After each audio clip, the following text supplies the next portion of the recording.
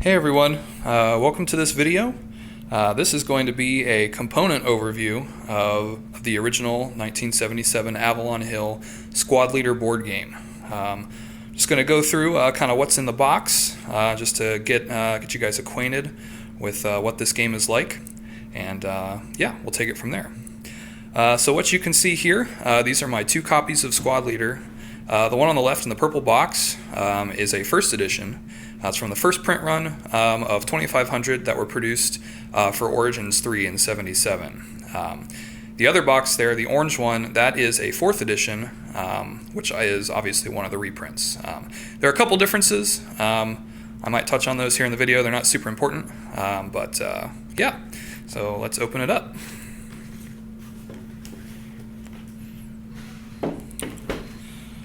All right, so for the first edition, we've got the purple box here. The back, it's significant that there's no copy on the back. That's one of the signs of a first edition other than the purple box top. So if you're out there looking for one, that's one of the ways that you can verify that. So we'll go ahead and take this box off here. All right, now I should mention this actually is not a complete first edition. Whoever the original owner of this was sent into Avalon Hill for the replacements because the first edition rulebook and some of the scenario cards had some errors. So this is actually the second edition rulebook here.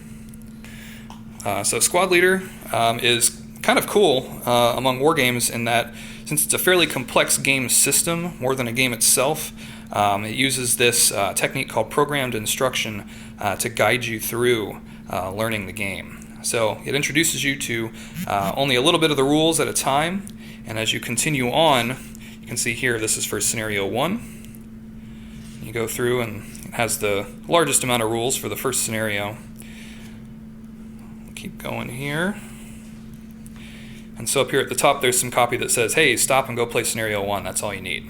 So, and as you proceed through the rule book, there's scenario 2. So you read this side, you stop here, you play scenario 3. So pretty cool little idea for getting you familiar with the rules of the game system. So it's a two-color copy here. It's in black and white, obviously, and you've got some red highlights for things like line-of-sight diagrams. That talks about the covered arc for AFVs right there. So yeah, pretty extensive rulebook. It is a fairly complex system. But using the programmed instruction method, it actually isn't too difficult to work your way through this. And once you get past the infantry, the offboard artillery, and the AFV rules, the rest of the scenarios are pretty quick. You can see there it just goes pretty quickly. So I've got some appendices here, the design your own rules. And this here is the random selection chart. So after you've played through all 12 of the initial scenarios, there's this really cool procedure where you use a deck of cards with your opponent to kind of generate which map and your forces here. So that's what this is for there. Got the point values here for the design your own and rules for a campaign game where you can play through all 12 scenarios and keep track of your score. You actually have a leader unit that will represent you throughout the whole game, and you can kind of level up. So it's pretty neat.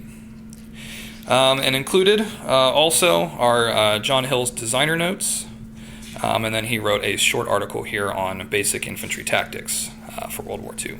So some questions and answers, an index, and then just some handy charts here on the back. Got terrain and the sequence of play there. So that's the rules. So inside the box here, I've got a couple extra things in here. These boards here, boards 9, 10, and 11, they actually aren't part of the base set. They aren't part of any Squad Leader base set.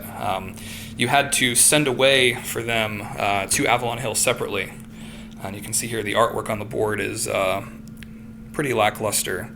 There was a set of extra scenarios produced for those, and you need those boards for them. So you can find them on the secondhand market for pretty cheap because they were reprinted as part of Advanced Squad Leader a couple years later. So,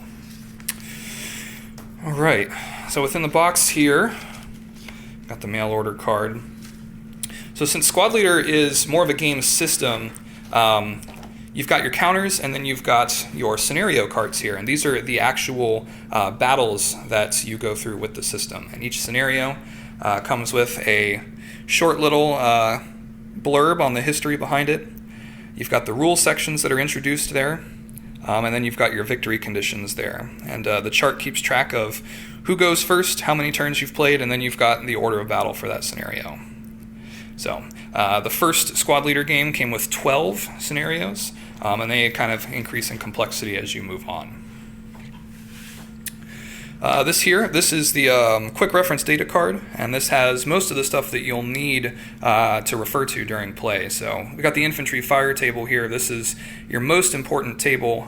You'll use this every time you roll to attack with one of your squads.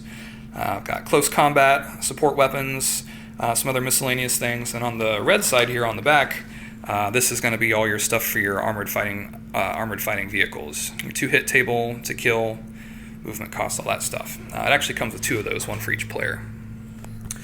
So, since Squad Leader is a modular system, the game comes with what are dubbed geomorphic map boards. And these boards, we'll open this one up here, they've got all the terrain laid out, and then there's a hex grid superimposed on top of the terrain, and that's what controls movement. And all your, basically the scale of the game right there. So the original Squad Leader shipped with 4 boards, and they're numbered here, boards 1 through 4. And the geomorphic aspect comes into play when you can butt these boards up against each other here. You can see how you've got like a road that connects there and all that lines up. So the different scenarios will call for different configurations of the boards. It's actually a pretty neat system. It adds a whole lot of replayability. Because after you play the included scenarios, you can put the boards together any way you want and just come up with your own battles. So right here we've got the counter mix for the game. I've already punched and sorted everything because this is actually my playing copy. So I'll just go over the contents of that real quick. The game comes with a few different kinds of counters. First of all, there are the 3 main colors there. Those are for the 3 orders of battle that are included in the base Squad Leader set.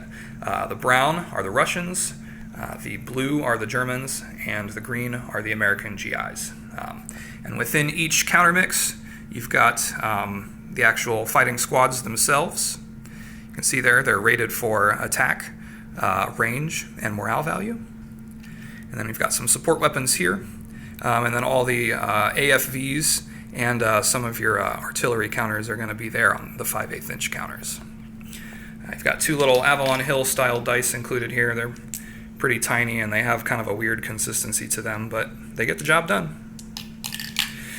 You've got some system markers here, prep fire, to make sure you don't move your units that you've fired at the beginning of your turn, and then these little track markers on the back for your defensive fire phase.